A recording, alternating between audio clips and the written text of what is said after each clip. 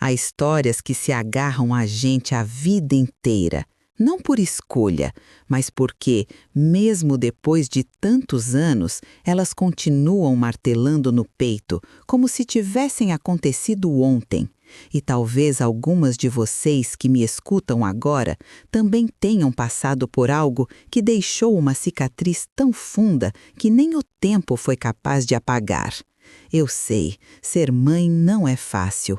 A gente ama com tudo o que tem, dá o que pode e o que não pode também, e ainda assim, às vezes parece que não foi suficiente. Foi por isso que decidi contar essa história, não para me justificar, mas para tirar esse nó da garganta que me acompanhou por anos. Se prepare para acompanhar mais uma história emocionante. Meu nome é Alzira, mas todo mundo me chama de Zira. Hoje tenho 71 anos. Aposentada depois de uma vida inteira de luta como empregada doméstica. Já lavei tanta roupa e esfreguei tanto chão que minhas mãos nem sentem mais as dores. Elas se acostumaram, assim como o meu coração, que também teve que se adaptar a umas dores que ninguém via. Na época em que tudo isso desabou, eu tinha 52 anos. Trabalhava em 3 casas por semana, às vezes 4, dependendo dos bicos. A vida nunca foi mole, mas eu não me queixava. Sempre pensei que, mesmo com as dificuldades, eu estava vencendo. Afinal, consegui criar minha filha, Júlia, sozinha. Dei comida, roupa, estudo, dei amor do meu jeito, mesmo que não soubesse demonstrar direito. Só que naquele dia, quando ouvi o portão bater com força, eu não imaginava que o chão ia se abrir debaixo dos meus pés. Era uma manhã comum. Eu tinha acabado de voltar do mercado com uma sacola de pão e bananas. Estava quente, o sol já batia forte, daqueles dias que fazem a testa suar só de respirar. Quando me aproximei do portão, vi um rapaz de moto indo embora. No chão, um envelope branco lacrado. Achei que era mais uma conta, talvez algo do banco, mas quando peguei, vi que não era. A letra no envelope era de máquina e o papel tinha um peso diferente. Meu nome completo com CPF e tudo. O coração deu uma acelerada estranha. Entrei, larguei as coisas na mesa da cozinha e fui abrir aquele envelope. As mãos tremiam tanto que tive que respirar fundo para não rasgar o papel. Quando vi o nome da autora do processo, senti um gelo percorrer minhas costas. Júlia Silva. Minha filha, meu mundo. Precisei reler 3 vezes para acreditar. Minha filha estava me processando. No começo, pensei que fosse um erro, alguma fraude, mas estava tudo ali, claro como a luz do dia. O nome do advogado dela, Doutor Renato. Um monte de palavras difíceis, mas a frase que me matou estava em destaque: ação por responsabilidade parental tardia. Eu nem sabia o que isso queria dizer, mas continuei lendo, e a cada linha parecia que alguém apertava mais o meu peito. Ela dizia que eu tinha sido uma mãe negligente, que tinha sabotado o futuro dela, que se hoje ela levava uma vida frustrada, a culpa era minha por não ter dado a ela a vida que merecia. Tive que sentar. Fiquei ali na cadeira da cozinha, olhando para a parede sem ver nada. O barulho do ventilador parecia longe, distante, como se não fizesse parte do meu mundo. Eu só conseguia pensar, por quê? Levantei cambaleando, como se estivesse bêbada, e fui até o quarto. Sentei na beira da cama e comecei a lembrar de tudo. De cada sacola pesada que carreguei, cada ônibus apertado que enfrentei, cada noite que dormi com dor nas costas, mas com a consciência limpa. Eu tinha feito tudo que estava ao meu alcance. Ou será que não? Será que, de alguma forma, eu falhei mesmo? A campainha tocou. Nem levantei de imediato. O toque insistente me fez levantar devagar. Quando abri o portão, lá estava ela, Dona Aurora, minha vizinha, amiga de muitos anos, 78 anos, coque preso com grampo, vestido florido, sandália de dedo, sempre com um olhar que parecia ver além. "Zira, tá tudo bem com você?" ela perguntou, apertando os olhos contra o sol forte. Eu só consegui mostrar o papel. Ela pegou com delicadeza, como quem segura um passarinho ferido. "Que é isso, minha filha? Um processo?" Assenti com a cabeça. A boca não me obedecia. Ela leu devagar, os olhos correndo pelas linhas como se não acreditasse. "A Júlia?" ela sussurrou. Fiz que sim de novo, engolindo em seco. "Vem, entra, vou fazer um café", ela disse. E eu fui porque não conseguia pensar em mais nada. Na cozinha dela, o cheiro de café fresco trouxe um pouco de conforto. Sentamos na mesinha redonda, coberta por uma toalha plástica azul. Enquanto ela mexia o açúcar na xícara, eu olhava o vapor subindo. Aquilo me hipnotizava. "Eu sempre vi você batalhando, Zira. Você nunca foi de faltar com nada, nem comida, nem com carinho. Júlia estudou, teve teto, teve mãe, teve amor." "Sim, senhora. Ela diz que eu não dei a vida que ela queria." "Quem dá isso, Zira? Quem no nosso lugar pode dar o que não tem?" Ela tinha razão, mas mesmo assim doía muito. Eu me esforcei tanto, Aurora, fiz tudo sozinha. Você lembra? Quando Júlia era pequena, eu saía de casa ainda escuro, levava ela comigo até a escola, depois corria para as casas das patroas. Lembra quando ela teve febre e eu tive que sair do trabalho mais cedo? Eu perdi o dia e ainda ouvi desaforo da patroa, mas eu fui porque era minha filha. Lembro, sim, e lembro de você dormindo sentada na cadeira porque não dava tempo nem de deitar. Você deu o que podia, Zira, mais que muita gente que tem tudo. Mas a voz de Dona Aurora naquele momento parecia distante também. A única voz que ecoava na minha cabeça era a da Júlia. Não que ela tivesse dito nada diretamente ainda, mas só de imaginar o que ela devia ter contado para o tal advogado, as palavras que usou, os motivos, isso me sufocava. Ela tinha vergonha de mim, disso eu sempre soube. Desde pequena ela já demonstrava. Quando eu ia buscá-la na escola, ela pedia para eu não entrar. Dizia que os colegas iam olhar. Eu fingia que não ligava, mas doía. Eu, com minha roupa simples, meus cabelos desgrenhados, meu chinelo velho. Ela não queria que vissem quem era a mãe dela. E eu entendia, porque eu também tive vergonha de Dona Eunice, minha mãe, quando era menina. Mas por outros motivos, por ela ser dura, fria, sempre com uma palavra amarga. Talvez por isso eu tenha tentado ser diferente, falar menos, brigar menos e cuidar mais. Só que, agora, eu não sabia se esse meu jeito tinha sido certo. "Vai ter que se defender, Zira", disse Dona Aurora firme. "Vai ter que contar sua versão, porque senão essa história vai ser contada só por quem te acusa." Eu não sei nem por onde começar. Começa pelo começo, por tudo que você passou. E talvez fosse isso mesmo, começar pelo começo. Porque se minha filha agora queria um julgamento, então que ouvissem a história inteira? E a minha história começava bem antes dela nascer. Mas isso eu só fui entender mais tarde. Naquela noite mal consegui dormir. Virei de um lado para o outro na cama, ouvindo os carros passando lá fora, os grilos, o rangido da madeira do guarda-roupa antigo. E a pergunta não saía da minha cabeça. O que leva uma filha a fazer isso com a própria mãe?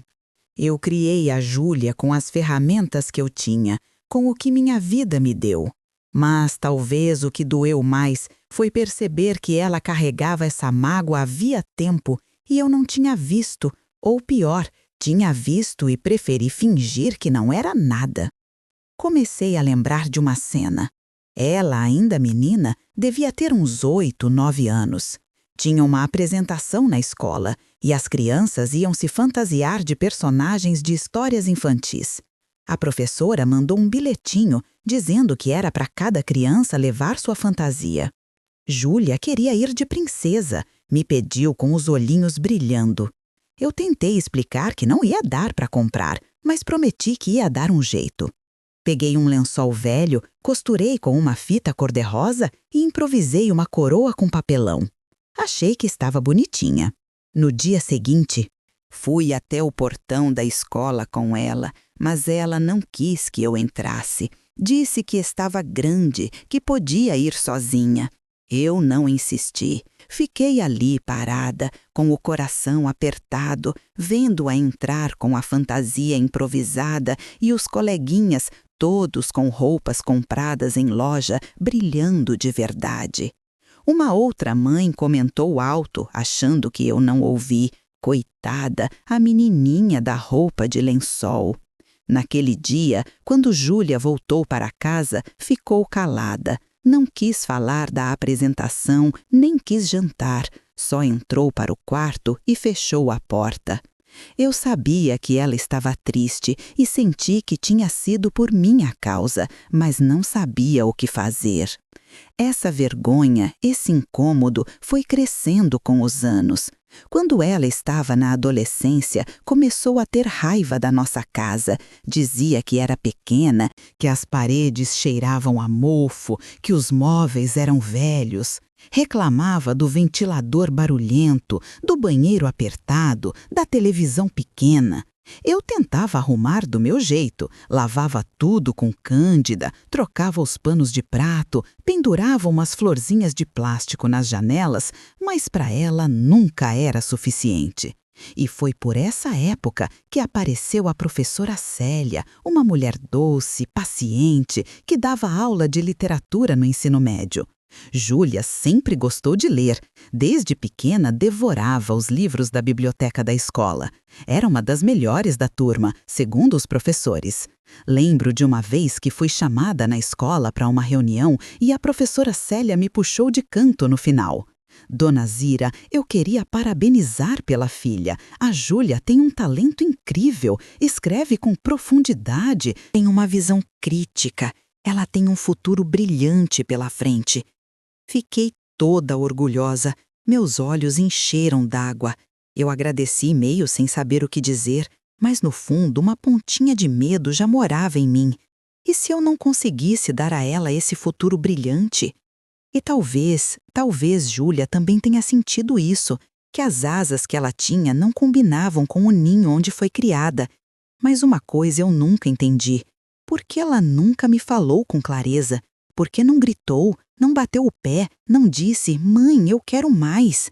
Porque ela não gritou, mas os silêncios dela, esses gritavam mais alto que qualquer palavra.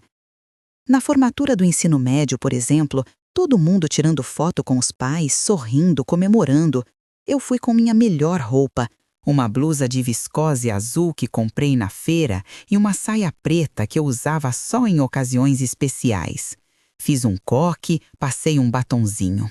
Júlia me apresentou para os amigos com um sorriso sem graça. Disse apenas, essa é minha mãe.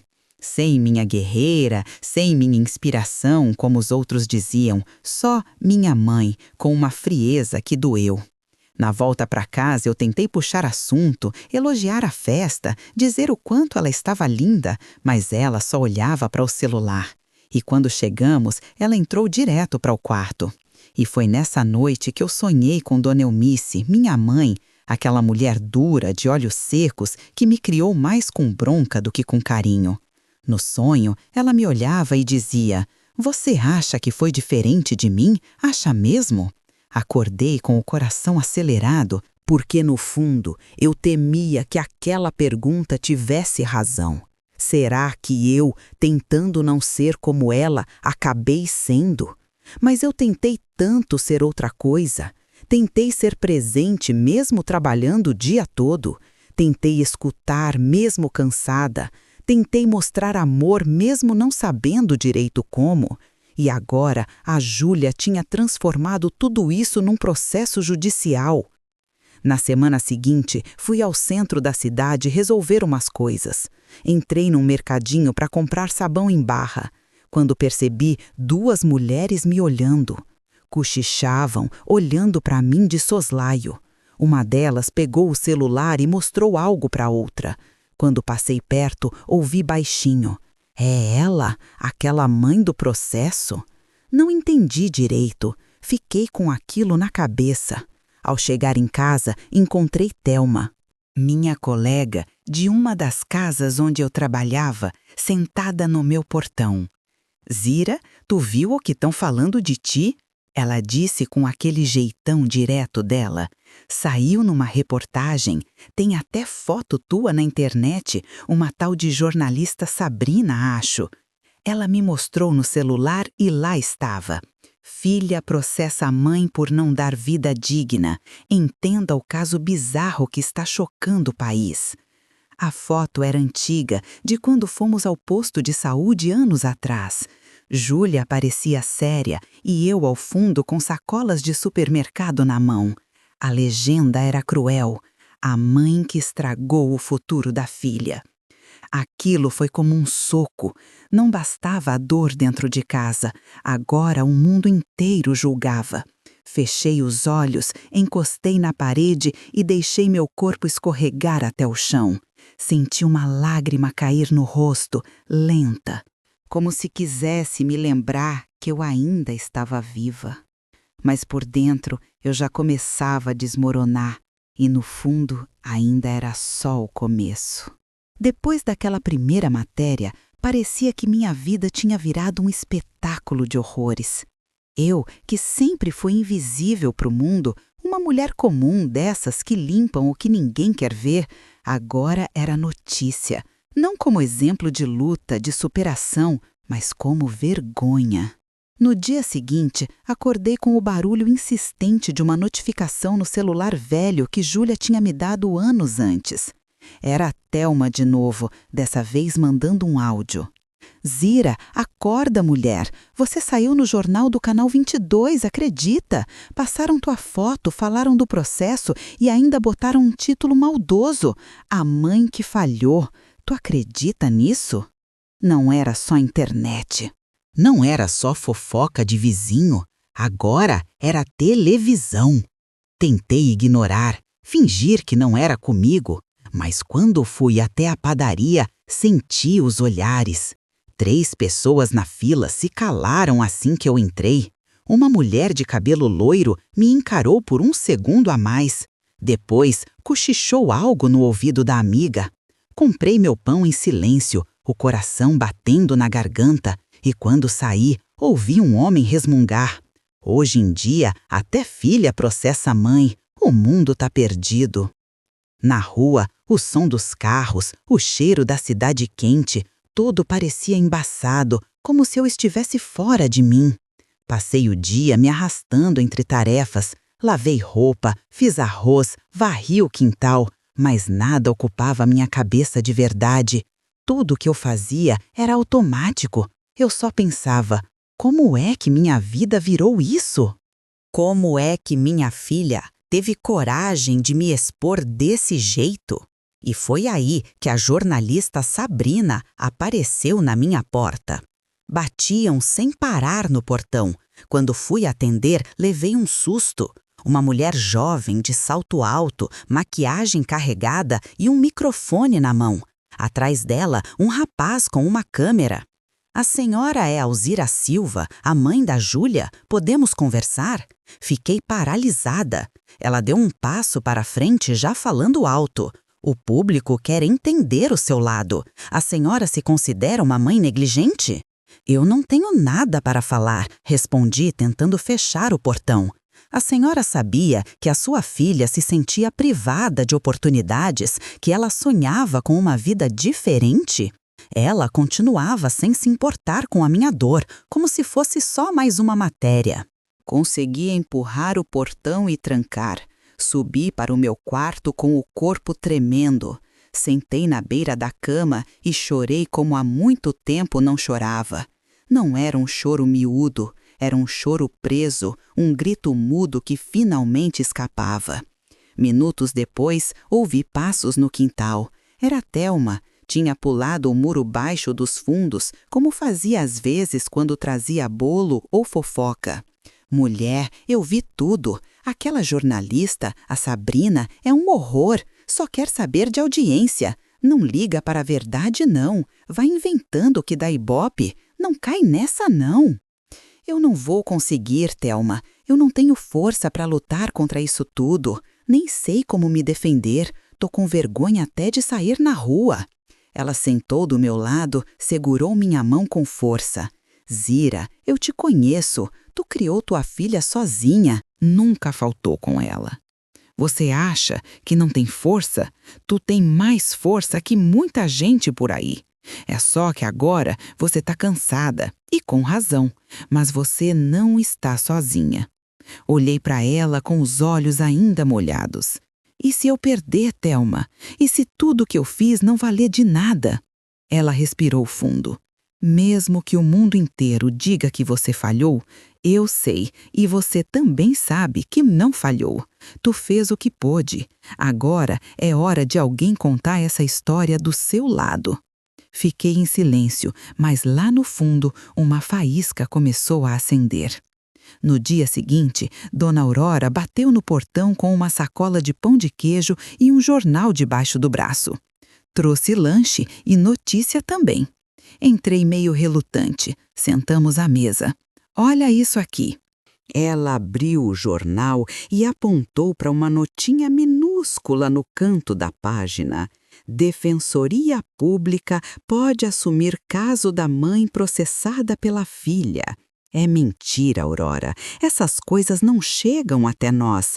E mesmo se chegasse, quem ia querer defender uma mãe acusada pela própria filha?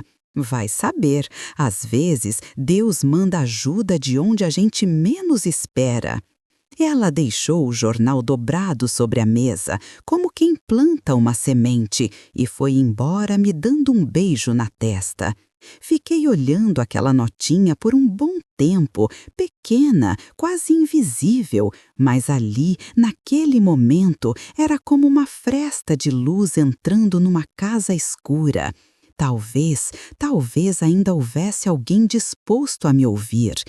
E foi assim que, sem grandes expectativas, num final de tarde abafado, com o céu pintado de rosa e os pássaros fazendo algazarra nos fios elétricos, eu fui até a Defensoria Pública. Não sabia o nome de ninguém. Só disse meu caso no balcão com a voz embargada e entreguei a notificação judicial. A moça que me atendeu olhou o papel, depois olhou para mim com um olhar diferente, um misto de espanto e compaixão. Aguarda um pouquinho, dona Zira, tem um advogado aqui que talvez possa te ajudar. E foi ali, naquela sala simples, com ventilador de teto girando devagar, que eu ouvi pela primeira vez o nome dele. Doutor Gabriel vai atender a senhora. Naquele momento eu não sabia, mas aquele homem mudaria tudo. O corredor da Defensoria Pública era comprido e abafado. As paredes tinham marcas do tempo e o chão rangia de tão gasto. Sentei numa das cadeiras de plástico encostadas na parede, com a notificação no colo, os dedos tremendo por cima do envelope já amassado. Tinha tanta gente ali esperando, cada um com sua história, seu problema, sua dor. E eu ali, tentando entender como é que fui parar naquele lugar depois de uma vida inteira sem nunca pedir nada a ninguém. A moça da recepção me chamou com um sorriso discreto. Pode entrar, dona Zira, sala 3. Levantei devagar, as pernas pesavam. A cada passo parecia que eu carregava um saco de cimento nas costas. Quando empurrei a porta, vi um homem sentado atrás de uma mesa simples com um ventilador de mesa apontado para ele. Usava terno gasto, óculos de aro fino e tinha cabelo grisalho penteado para o lado. Quando me viu, levantou-se com calma e estendeu a mão. Boa tarde, dona Zira. Sou Gabriel, advogado da casa. Senta, por favor. Sentei sem dizer muito. Ele puxou minha ficha, folheou os papéis com cuidado, depois me olhou com um jeito que eu não via há muito tempo. Um olhar calmo, sem pressa, sem julgamento. A senhora já foi representada por advogado antes? Nunca, nem sabia que podia. Ele assentiu como se já esperasse essa resposta. Li um pouco sobre o seu caso e, com todo respeito, é algo que a gente não vê todo dia. A senhora tem consciência do que a sua filha está pedindo? Tenho, quer dizer, agora tenho. Ela diz que eu destruí o futuro dela. Ele respirou fundo. E a senhora, o que diz? Fiquei em silêncio, as palavras não vinham fácil. Eu criei ela sozinha, trabalhei desde antes dela nascer, lavei banheiro, passei roupa, cozinhei para famílias inteiras. Nunca ganhei muito, mas ela nunca passou fome. Sempre teve o que vestir, o que comer, estudou, passou no vestibular. Eu não dei luxo, mas amor eu dei do meu jeito. Ele fez um gesto suave com a cabeça, encorajando-me a continuar. Só que parece que para ela isso não bastou. E o pai dela, ele aparece no processo como ausente. A senhora poderia me contar um pouco sobre isso? Nesse momento, senti meu corpo gelar. O assunto que eu evitava há tantos anos, o segredo que guardei com unhas e dentes. Olhei para o ventilador, depois para o chão. Pensei em mentir, mas alguma coisa no olhar do Dr. Gabriel me fez confiar. Júlia nunca soube a verdade. Sempre disse que o pai dela tinha sumido, que me deixou sozinha. E é verdade, mas não é toda a verdade. Ele não disse nada, só esperou. Eu tinha 19 anos, trabalhava como faxineira numa casa de família.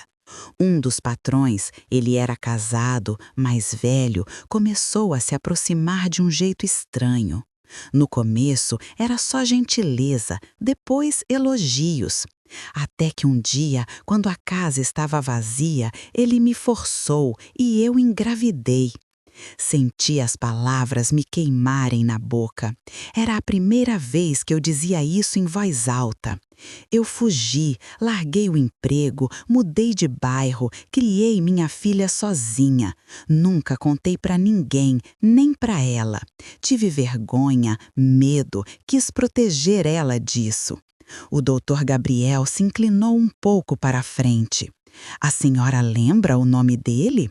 Lembro, nunca esqueci. Osvaldo Mendes. Ele tinha uma loja de tecidos na rua Guaianazes. Depois sumiu. Ou talvez eu é que sumi primeiro.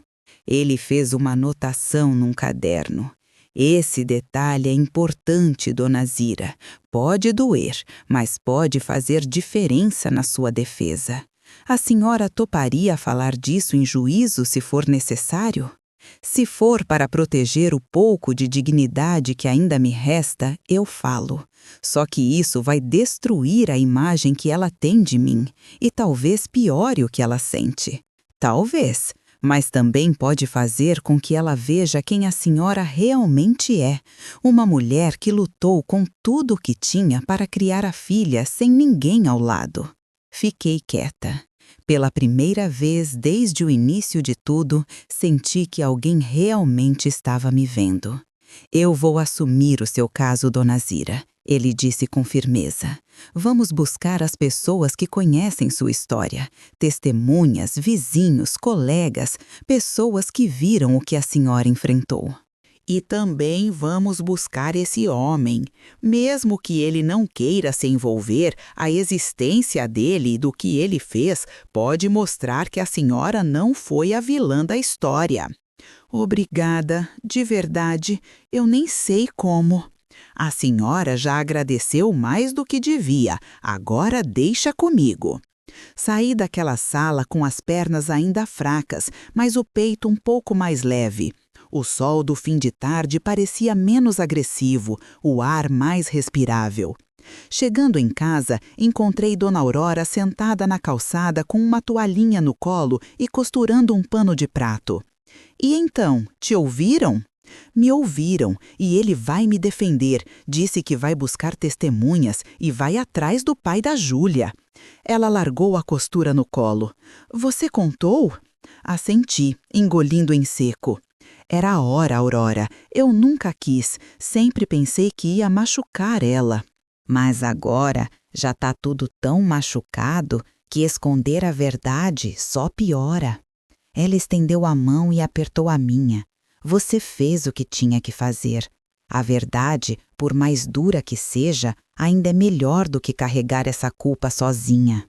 Ficamos ali um tempo em silêncio. O céu já ganhava tons de laranja e roxo. O cheiro do café que ela tinha feito escapava pela janela da cozinha.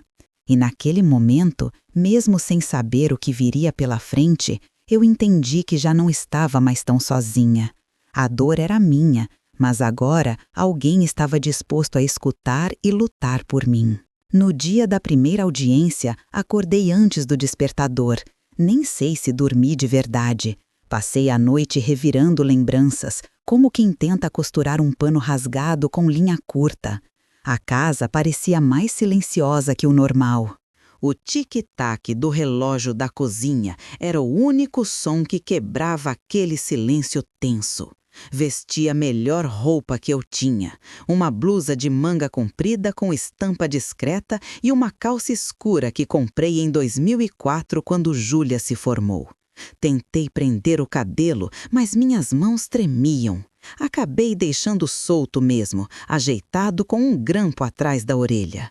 Dona Aurora apareceu antes das 7 com uma sacola de pano nas mãos e uma palavra de conforto nos lábios. Vai com fé, Zira, não baixa a cabeça. Quem fala com verdade não precisa ter medo. Foi até o fórum com o Dr. Gabriel. No caminho, ele falava calmo, como quem recita uma oração. O importante hoje é ouvir, prestar atenção, deixar que as palavras deles mostrem o que precisa ser visto. Eu sei que vai ser difícil, mas aguenta firme.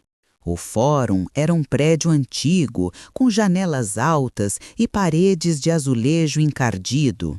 O cheiro de papel velho se misturava ao do café barato vindo da cantina. Fui levada para uma sala pequena antes de começar a audiência. Um lugar abafado, sem janelas. Quando chegou a hora, entramos na sala de audiência. Júlia já estava lá, sentada ao lado do advogado dela, aquele tal de Dr. Renato. Ela usava um blazer bege claro e uma calça social preta. Estava bonita, elegante, mas o olhar, aquele olhar que um dia me buscava na plateia da escola, agora era vazio. Ela não me cumprimentou, nem olhou, ficou ali firme, como se fosse um dia comum no trabalho. O juiz entrou, um homem careca, de óculos, olhar sério, fez as apresentações, leu o caso e então chamou a primeira a falar, Júlia.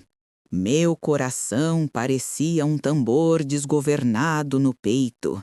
Eu queria tapar os ouvidos, fugir dali, sair correndo, mas fiquei. Sentei reta, as mãos entrelaçadas no colo e escutei. Júlia falou com uma calma assustadora. Usava palavras que não eram dela. Dava para ver que aquilo tinha sido ensaiado com o advogado. Minha infância foi imitada, cresci cercada por escassez. Minha mãe nunca me incentivou a sonhar grande, sempre dizia para eu me contentar com o que tinha.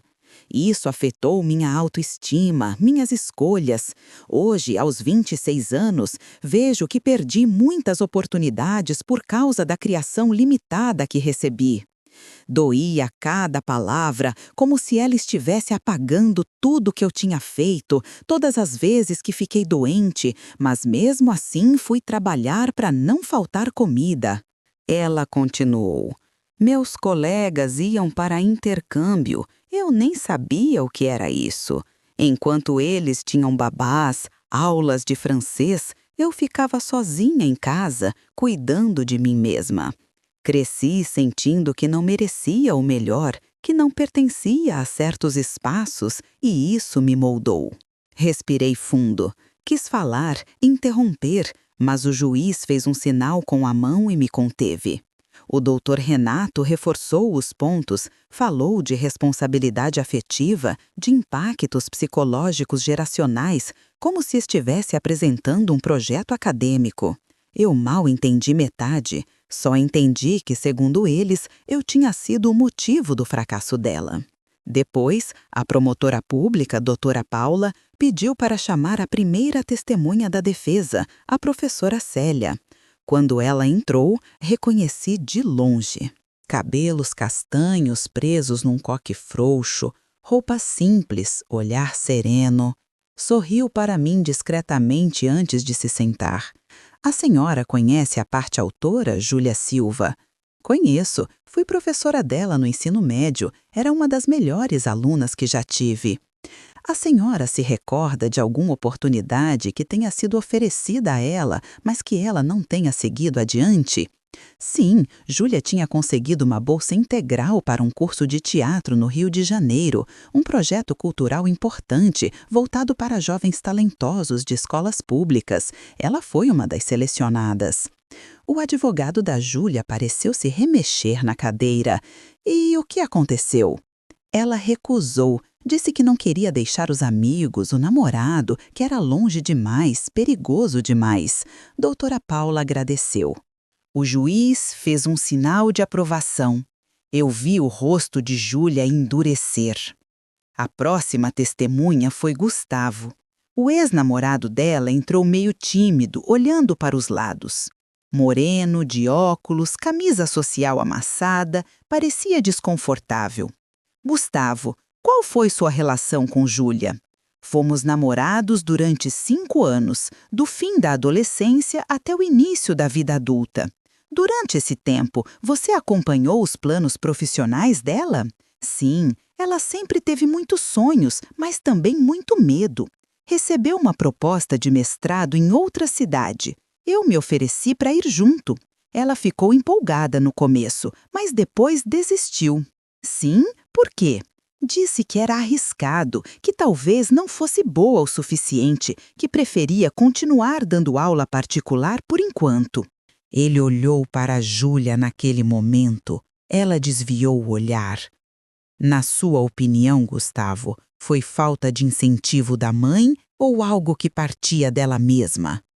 Eu acho que a Júlia não acreditava nela mesma e talvez por isso acabou acreditando que os outros eram os culpados. As palavras dele caíram como uma bomba. Foi a primeira vez que alguém ali disse, com todas as letras, que minha filha talvez estivesse fugindo da própria responsabilidade. Quando ele saiu, o juiz pediu um intervalo. Meu corpo tremia. Doutora Paula se aproximou de mim. Foram bons depoimentos. Mostraram que a senhora ofereceu o que pode e que as escolhas no fim foram dela. Doutor Gabriel se aproximou logo depois. Trazia um papel nas mãos. Zira, tem uma notícia importante. Consegui contato com sua ex-patroa, Dona Beatriz. Ela topou depor. Meu estômago embrulhou. Dona Beatriz era uma figura complicada no meu passado. Me ajudou, sim, mas do jeito dela, sempre olhando de cima, sempre querendo que eu agradecesse de joelhos. Ela vem e tem algo a dizer que pode ser decisivo. Assenti sem saber o que pensar, porque naquele tribunal cada nova voz parecia recontar não só a vida da Júlia, mas também a minha. E eu começava a perceber que o passado tinha mais testemunhas do que eu imaginava. Dona Beatriz entrou na sala de audiências como quem entra em um consultório de luxo. Passos firmes, cabelos loiros bem penteados, colar de pérolas discreto, roupa de alfaiataria clara, elegante como sempre. Ela olhou ao redor, cumprimentou o juiz com um aceno breve e, ao passar por mim, apenas baixou os olhos sem dizer nada. O coração disparou, porque por mais que já tivessem passado anos desde que eu deixei de trabalhar na casa dela, aquele ambiente sempre mexia comigo. Na casa da Dona Beatriz, eu nunca sabia se era funcionária ou fardo. Ela me tratava bem, sim. Me dava comida, roupas usadas da filha dela, às vezes até me oferecia carona, mas por trás da gentileza sempre havia um olhar de quem fazia caridade, como se cada gesto viesse com uma dívida eterna. O juiz pediu silêncio e a promotora começou. Dona Beatriz, a senhora confirma que conheceu Alzira Silva por muitos anos? Sim, a Zira trabalhou na minha casa por mais de 8 anos. Sempre foi honesta, dedicada, caprichosa. Nunca tive queixas dela. Dona Beatriz falava pausado, com aquela voz treinada de psicóloga aposentada, como quem tem certeza de tudo que diz. E conheceu também a filha dela, Júlia? Conheci, uma menina inteligente, doce, educada. Júlia ia à minha casa com frequência, lia os livros da minha filha, conversava comigo. Eu sempre achei que ela tinha muito potencial. A promotora fez sinal para que ela prosseguisse. A senhora ofereceu algum tipo de ajuda para Júlia? Dona Beatriz respirou fundo e aí veio a parte que eu sabia que ia doer. Quando Júlia tinha uns 16 anos, eu soube que ela tinha conseguido uma boa colocação num curso de idiomas.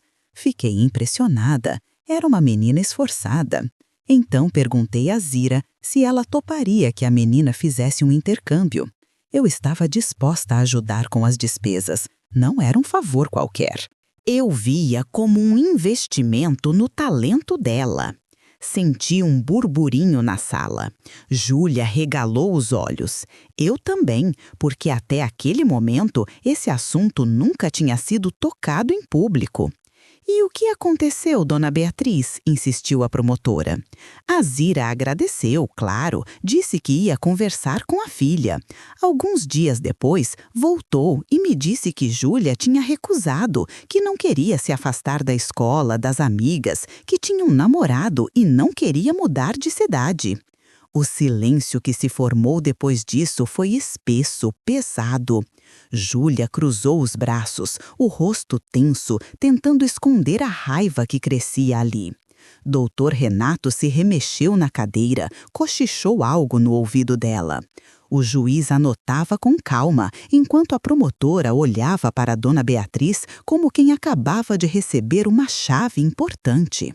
A senhora poderia dizer, com base em seu convívio com Zira, se ela impedia a filha de crescer? Dona Beatriz pareceu hesitar, a primeira rachadura no seu tom firme. Olha, a Zira sempre foi muito reservada, nunca foi de grandes discursos, mas eu nunca vi ela impedir nada. Ela tinha limitações, sim, falava pouco, tinha um olhar triste, cansado, mas era amorosa dentro do jeito dela. A promotora agradeceu.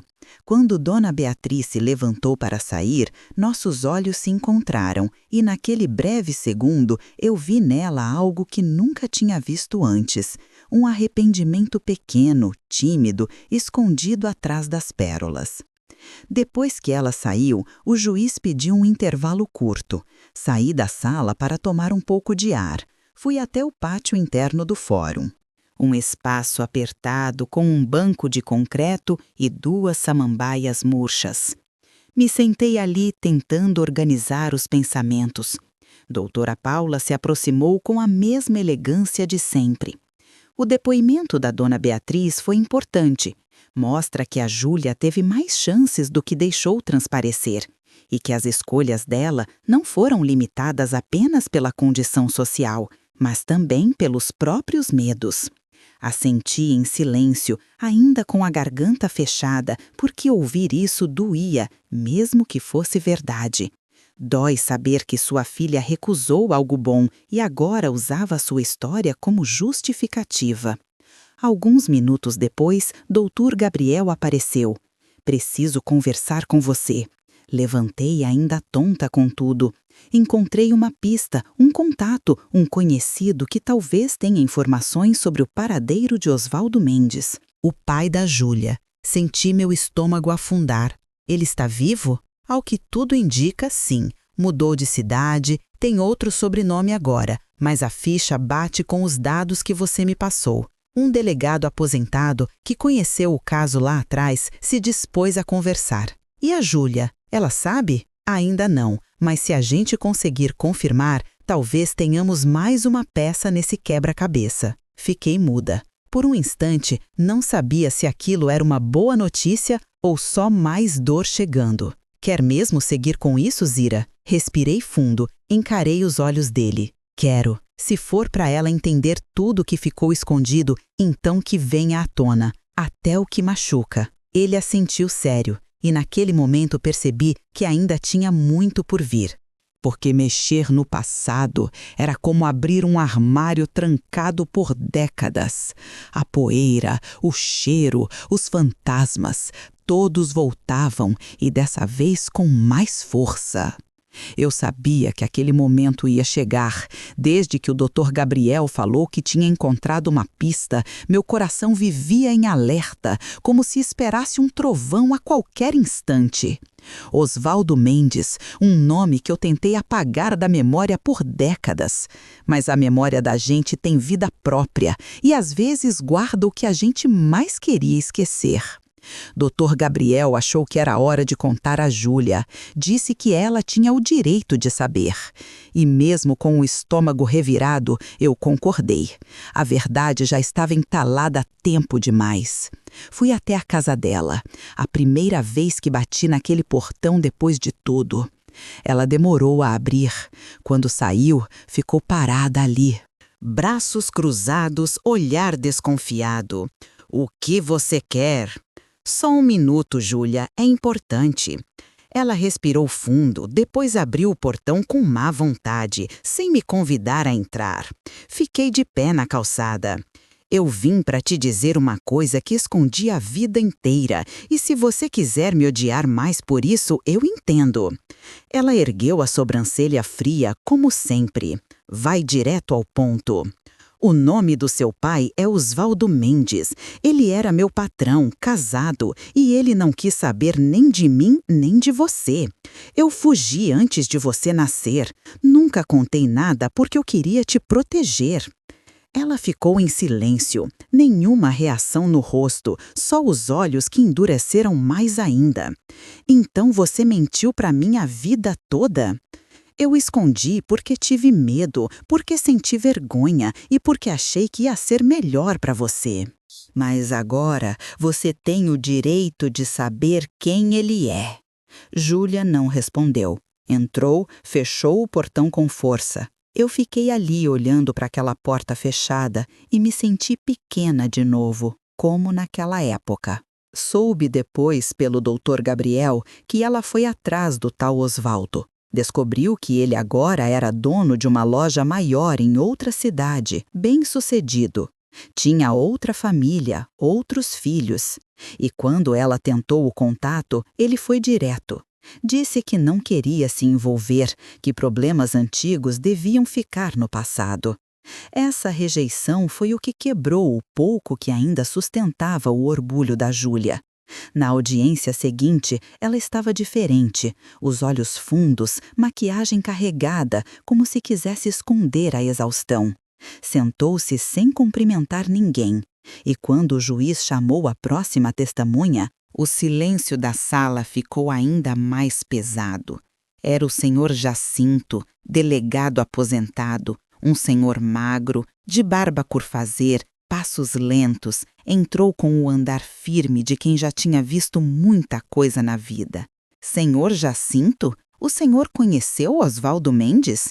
Conheci. Fui chamado para intervir numa denúncia anônima de assédio muitos anos atrás. A jovem envolvida trabalhava na casa dele como empregada. Era menor de idade, se não me engano. Mas quando fomos investigar, a família abafou o caso. A moça desapareceu. Nunca conseguimos localizar.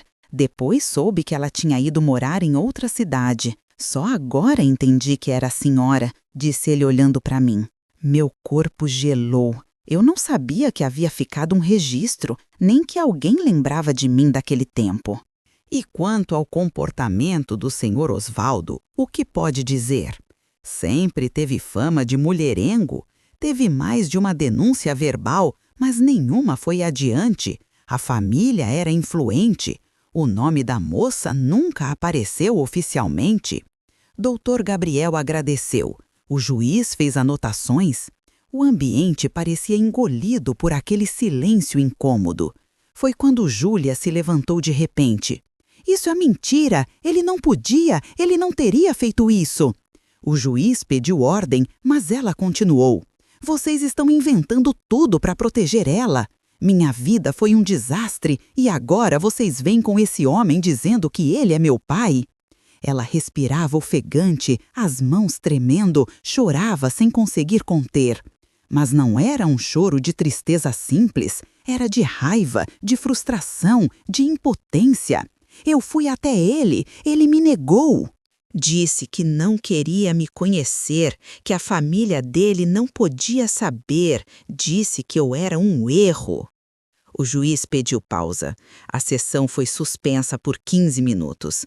Júlia saiu às pressas, com o rosto desfeito, como se o mundo tivesse desmoronado. Eu fiquei ali sentada, sem saber o que sentir. Parte de mim queria correr atrás dela, abraçar, dizer que ia ficar tudo bem. Outra parte sabia que já não podia fazer isso, que meu colo já não era mais o lugar de consolo dela. Talvez nunca tivesse sido. Dr. Gabriel se aproximou e disse baixo: a verdade está vindo à tona, Zira. Mesmo que doa, mesmo que pareça que você vai desabar, a verdade é seu alicerce.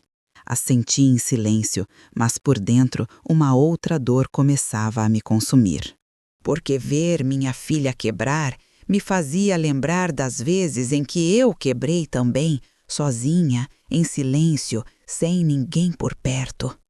Naquela noite, quando cheguei em casa, não falei com ninguém. Desliguei o rádio, apaguei as luzes e sentei na beira da cama com os pés no chão, os olhos abertos, fixos no escuro.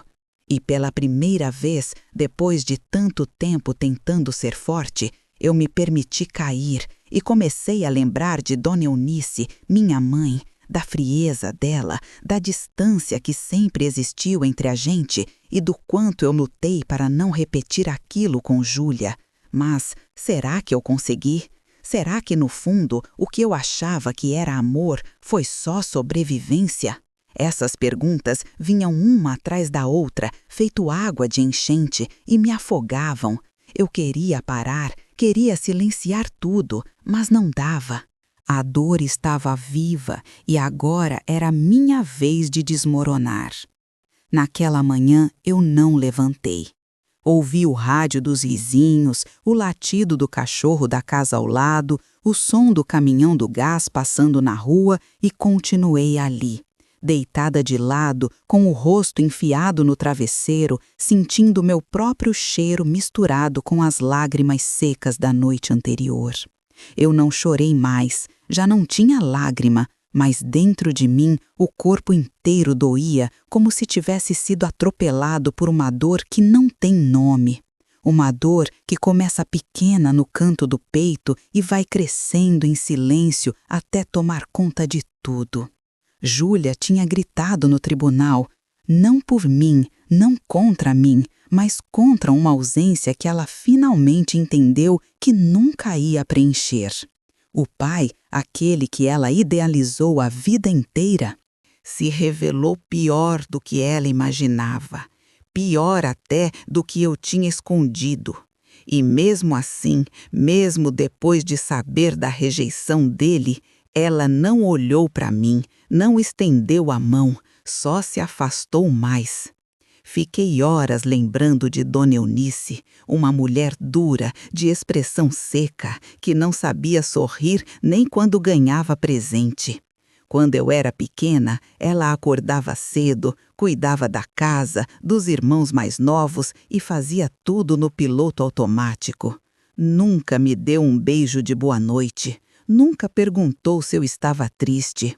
Se eu chorava, ela dizia: engole esse choro, vida não é para fraco. E eu engolia, Engolia tudo, as lágrimas, a fome, a vontade de colo, e cresci com esse vazio latejando dentro, um buraco que nunca se preenchia.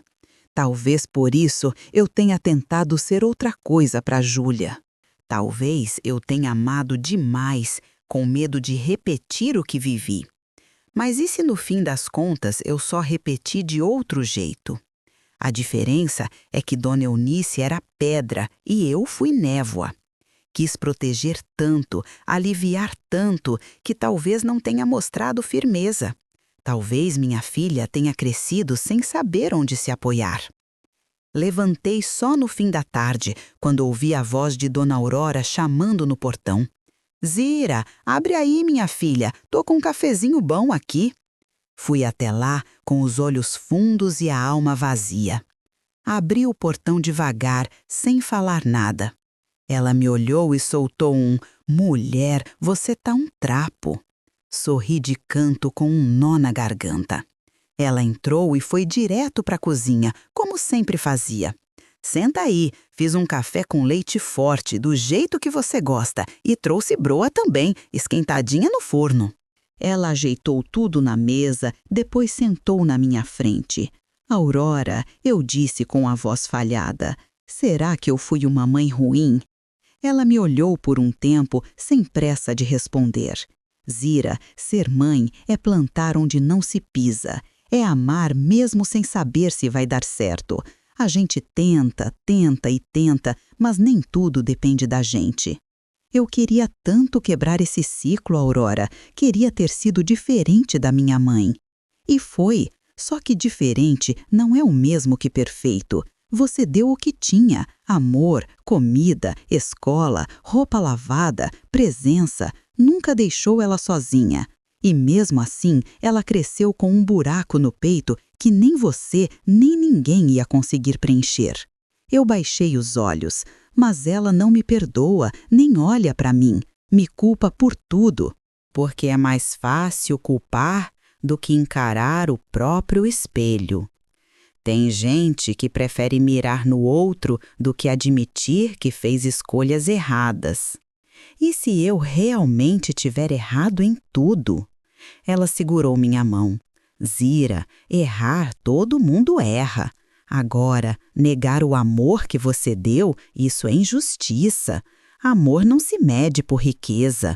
Amor é prato de comida quente. É estar ali quando ninguém mais está. E isso você fez. Fiquei um tempo em silêncio, o café esfriando na xícara. E se ela nunca mais me perdoar? Você vai ter que se perdoar primeiro, porque o que dói não é só a culpa, é a falta de abraço, de reconhecimento, de gratidão. Mas, filha, gratidão nem sempre vem no tempo que a gente espera.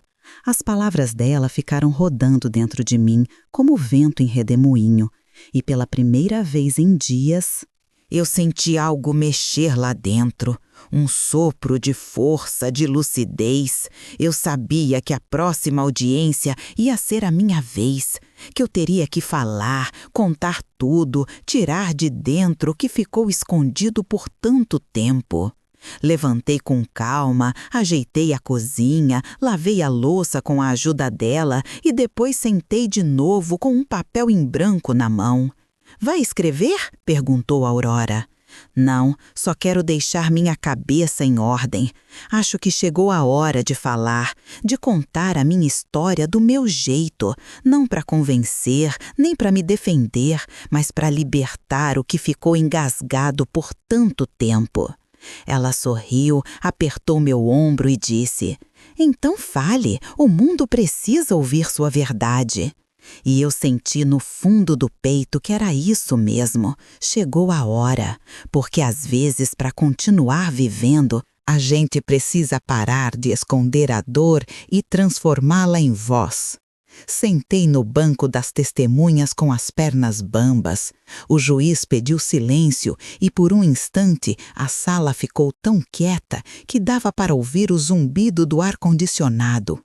Eu olhei em volta, respirei fundo e deixei os olhos caírem sobre Júlia. Ela estava séria, impassível, como se não estivesse diante da própria mãe, mas de uma estranha qualquer.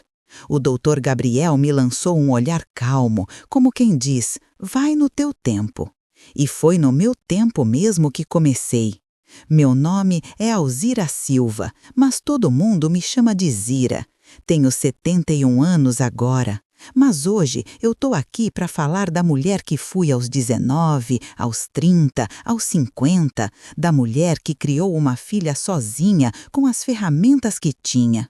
Minha voz tremia no começo, mas depois foi como se um rio antigo tivesse se aberto dentro de mim e as palavras começaram a sair.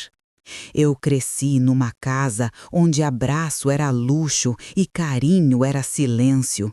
Minha mãe, Dona Eunice, era uma mulher amarga. Cuidava dos filhos como quem cumpre uma pena. Nunca me disse que me amava, nunca me chamou de bonita, nunca perguntou se eu estava feliz. Só mandava fazer, obedecer, calar. Falei da minha fuga de casa aos 17, do medo que sentia ao dormir na rodoviária com uma mala de pano e um cobertor rasgado, do emprego como faxineira na casa de uma família rica. E então, com um aperto no peito, comecei a contar a parte mais difícil. Eu tinha 19 anos quando aconteceu. Ele era meu patrão, casado, pai de 2 filhos. Começou a me elogiar, a me chamar na sala quando a casa estava vazia. Um dia ele se aproveitou e eu fui forçada. Senti um murmúrio na sala, mas continuei. Fiquei grávida. Tive medo. Muita vergonha. Larguei o emprego sem dar explicação. Mudei de bairro. Ninguém sabia o que tinha acontecido, nem minha filha, porque eu achava que esconder isso era protegê-la. Falei do nascimento da Júlia, de como ela era linda, miudinha, com um olhar curioso desde cedo. Contei como aprendi a fazer mamadeira sozinha, como a levava nos braços para a escola antes de ir para as casas onde trabalhava. Eu nunca tive muito, mas ela nunca dormiu com fome, nunca ficou sem roupa limpa. Estudou em uma boa escola, passou no vestibular com esforço dela. É verdade, mas ela tinha um lar, tinha mãe, tinha amor. As lágrimas escorriam, mas minha voz já não tremia tanto.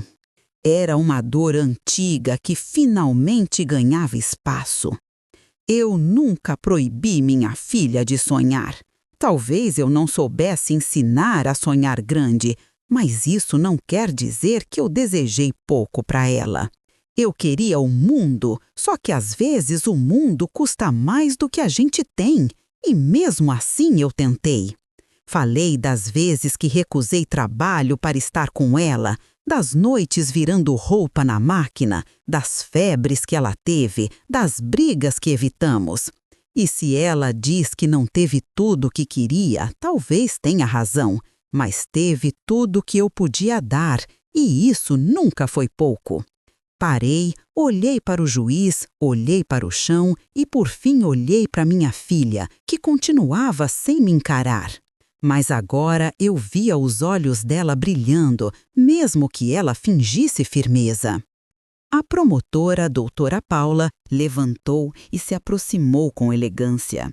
A voz dela era pausada, serena, mas cheia de firmeza. Meritíssimo, senhores presentes, o que vimos até aqui não é uma história de negligência, é uma história de luta, de amor em meio à escassez. Ela citou os depoimentos da professora Célia, de Gustavo, da ex-patroa Dona Beatriz. Relembrou a recusa das oportunidades por parte da Júlia.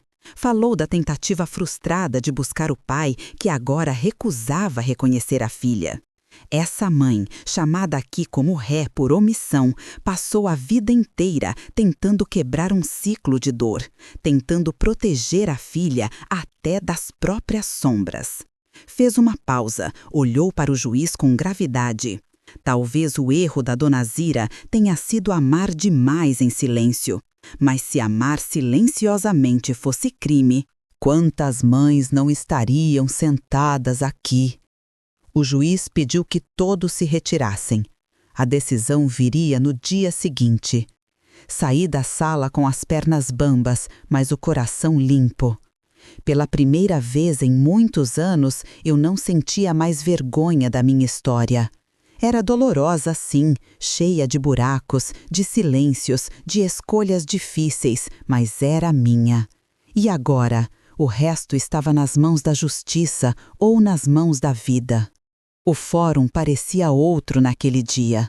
O mesmo corredor frio, os mesmos bancos de madeira desgastados, os mesmos rostos fechados de gente esperando ser ouvida, mas para mim tudo tinha um peso diferente. Era como se aquele prédio respirasse junto comigo. Cada passo que eu dava, cada porta que se abria, o ar parecia mais denso. Dr. Gabriel caminhava ao meu lado, pasta sob o braço, olhar sereno. A gente não falou muito no caminho. Às vezes o silêncio diz mais do que qualquer palavra. Entramos na sala de audiência. O juiz já estava sentado, compenetrado, mexendo nos papéis. Júlia chegou logo depois. Blazer escuro, cabelo preso com força, rosto limpo, sem maquiagem. Sentou-se do lado do advogado sem olhar para mim. Mais uma vez, e eu já nem esperava. Quando o juiz pediu silêncio, meu corpo inteiro congelou. Sabia que dali em diante minha vida ia se dividir entre antes e depois daquela sentença. Após a análise minuciosa das alegações da autora, da defesa da ré e dos depoimentos colhidos em audiência, este juízo se manifesta.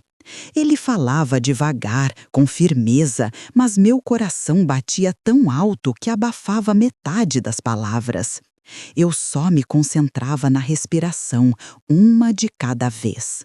Reconhecemos que a ação movida trata de tema sensível e raro nos tribunais. Trata-se, sobretudo, de um conflito emocional travestido de processo judicial. Meu estômago afundou, senti as mãos suadas. Contudo, a responsabilidade legal da maternidade não se resume às expectativas frustradas de quem foi criado com esforço, mas sem luxo. Ele olhou em direção a Júlia, depois a mim. Ficou claro, a partir das testemunhas e dos documentos, que a ré ofereceu, dentro de suas possibilidades, um lar estável, educação, alimentação e suporte emocional à autora. Minha garganta se fechou, as lágrimas já se formavam, mas eu segurava. O juízo entende que a decepção pessoal da autora, embora legítima como sentimento humano, não configura negligência civil nos termos da lei. Fez uma pausa. Respirou fundo e então disse: "O processo é indeferido. A ré está isenta de quaisquer penalidades ou indenizações." Por um segundo não houve som, só o zumbido do ar-condicionado e o eco do meu próprio coração. O Dr. Gabriel me tocou o ombro com leveza. Doutora Paula fez um aceno respeitoso.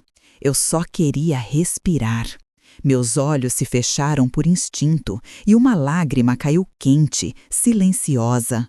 Mas quando abri os olhos, vi Júlia de pé, fria, rígida, os braços cruzados, o rosto duro.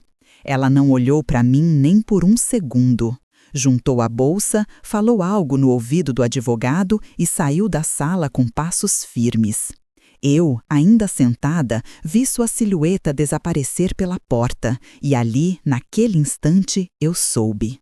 Ela tinha perdido o processo, mas eu tinha perdido minha filha. Não sei quanto tempo fiquei ali parada. As pessoas começaram a se levantar. Os murmúrios voltaram. O doutor Renato saiu apressado, com o rosto fechado, a gravata torta e uma expressão de derrota que não escondia. Aquela ação que ele achava que ia colocar o nome dele nos jornais como um gênio ousado do direito, agora seria uma mancha em sua carreira. O doutor Gabriel me ajudou a levantar. Acabou, dona Zira, a justiça foi feita. Assenti, mas dentro de mim não parecia justiça, parecia luto. Saí do fórum com passos lentos. O sol batia forte, mas o dia me parecia cinza. Caminhei até o ponto de ônibus com ele ao meu lado. A gente não falou muito, ele sabia. No ônibus, sentei perto da janela e olhei para a rua. Cada poste, cada esquina, cada loja que passava parecia igual, mas eu me sentia outra. Uma parte de mim tinha ficado naquela sala, a parte que ainda esperava um gesto de carinho, um pedido de perdão, um último abraço. Em casa, tirei os sapatos, sentei na varanda e fiquei olhando o portão. Era o mesmo por onde Júlia saía com a mochila nas costas, reclamando do calor, do lanche, do uniforme. O mesmo portão onde ela me pediu certa vez para não ir buscá-la, porque as outras mães eram diferentes. Fiquei ali quieta, lembrando, sem raiva, só com saudade e um buraco no peito. Porque vencer uma causa é diferente de vencer o silêncio, a distância, a mágoa. E nesse tribunal invisível que existe entre mãe e filha, eu não sabia mais quem tinha perdido mais. Os meses passaram devagar, como se o tempo tivesse preguiça de seguir em frente. Cada manhã era igual à anterior. Eu acordava cedo, abria as janelas, varria a calçada, preparava meu café com pão dormido e manteiga e ficava escutando o barulho da rua. Gente indo trabalhar, crianças rindo, o som do rádio do vizinho tocando música antiga. Por fora, tudo continuava igual, mas por dentro nada estava no lugar. Júlia não me procurou, nenhum telefonema, nenhuma mensagem, nada. Era como se aquele julgamento tivesse riscado um traço no meio da nossa história, separando o que fomos do que nunca mais seríamos. Dona Aurora vinha quase todos os dias, sempre com alguma coisa nas mãos. Um pão de queijo, um pano de prato bordado, uma notícia da vizinhança. Sabe a Aparecida da rua de cima? O filho dela casou com uma menina do Paraná, linda, mas dizem que ela fala com o sogro como se fosse criado. Misericórdia! Eu sorria ou fingia sorrir. Dona Aurora sabia que meu coração ainda doía, mas não pressionava. Ela só ficava ali presente, e às vezes isso já era muito. Thelma também aparecia de vez em quando, sempre com aquele jeitão animado, exagerando as histórias para me fazer rir.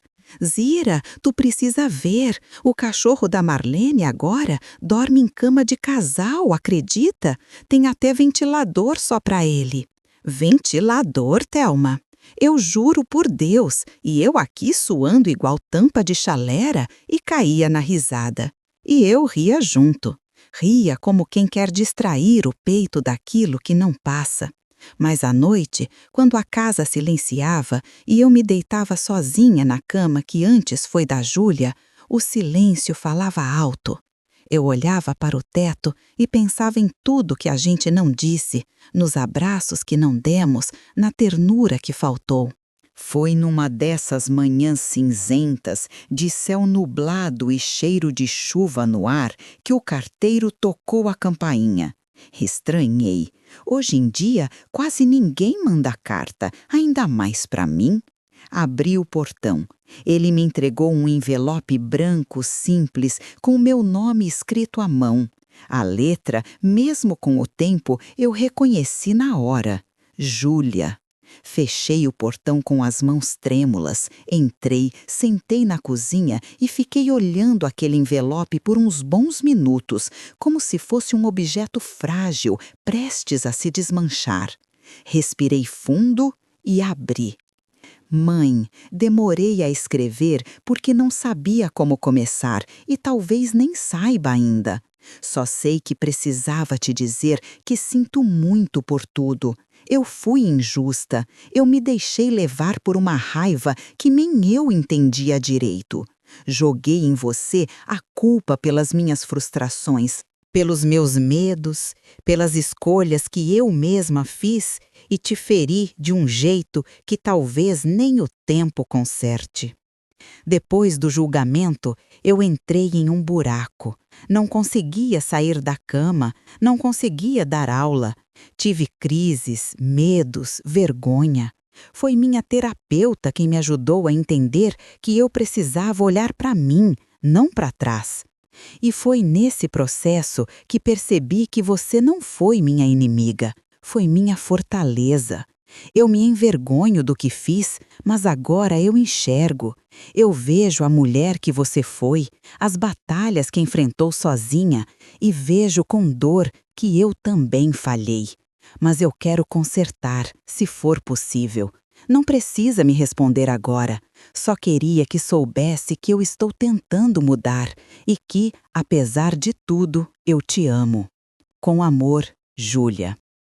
As lágrimas caíram antes que eu terminasse. Molharam o papel, minhas mãos, minha alma. Eu abracei aquela carta como se fosse a Júlia em pessoa e chorei.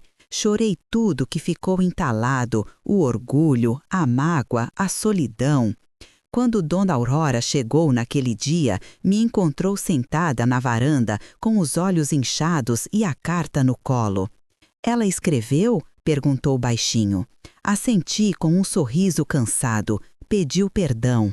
E você? Eu perdoei, não por ela, mas por mim, porque guardar essa dor estava me matando devagar. Ela se sentou ao meu lado em silêncio. Ficamos ali vendo o vento brincar com as folhas secas no chão, porque eu sabia. A Júlia que saiu daquele tribunal não era a mesma que escreveu aquela carta. E eu também não era mais a mesma. A gente se machucou, e quando duas pessoas se machucam assim, nem sempre dá para voltar a ser como antes. Mas havia algo novo, um espaço aberto para reconstruir, mesmo que fosse diferente, mesmo que fosse aos poucos. Naquela noite, caminhei até a praça perto de casa. O céu estava limpo, o ar fresco. Vi crianças correndo, idosos jogando dama, mães empurrando carrinhos de bebê, e ali, andando devagar, com as mãos dentro dos bolsos e o coração aliviado, senti uma paz estranha. Não era aquela alegria leve, cheia de euforia, era outra coisa. Era uma paz que vem depois da tempestade. Uma paz que carrega cicatrizes, mas que também traz esperança. Hoje, com 71 anos, eu me sento nessa mesma cadeira onde contei essa história e olho para trás sem a mesma dor que antes. A dor virou memória, a ferida virou cicatriz. E as cicatrizes, essas não mentem. Elas estão aqui para lembrar do que eu atravessei. Não para me fazer sofrer de novo, mas para me lembrar da mulher que eu precisei ser para continuar. Júlia ainda não voltou para casa. A gente se falou algumas vezes depois da carta. Conversas curtas, ainda tímidas, mas sinceras. Ela me escreveu de novo, disse que continua na terapia, que tem aprendido a escutar. Às vezes manda mensagem com foto de um livro, uma comida que lembra a minha receita de infância, um vídeo de um aluno que aprendeu a falar inglês direitinho, pequenos acenos, como quem ainda não sabe voltar para casa, mas começa a desenhar o caminho. Eu não cobro, não pressiono.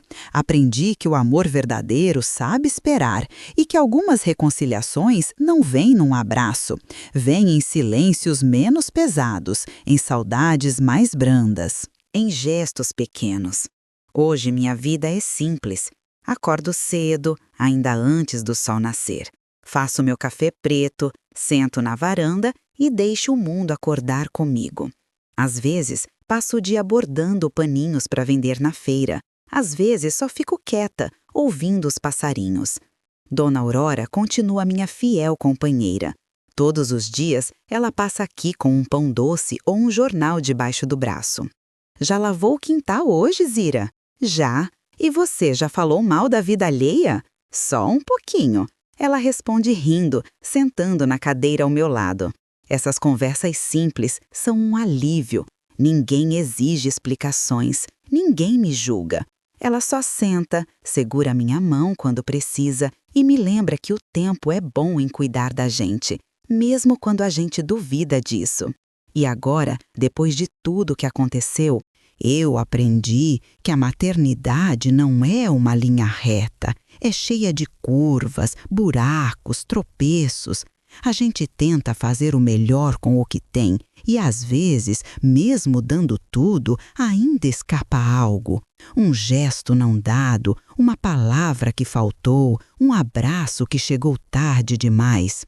Mas eu sei que fui mãe com tudo que eu tinha, que amei como sabia, que enfrentei o mundo com o corpo curvado, mas a alma em pé. E se minha filha ainda precisa de tempo, eu dou, porque amar também é respeitar o ritmo do outro e perdoar. Perdoar é se libertar, não é esquecer, é escolher seguir, mesmo com a cicatriz no peito.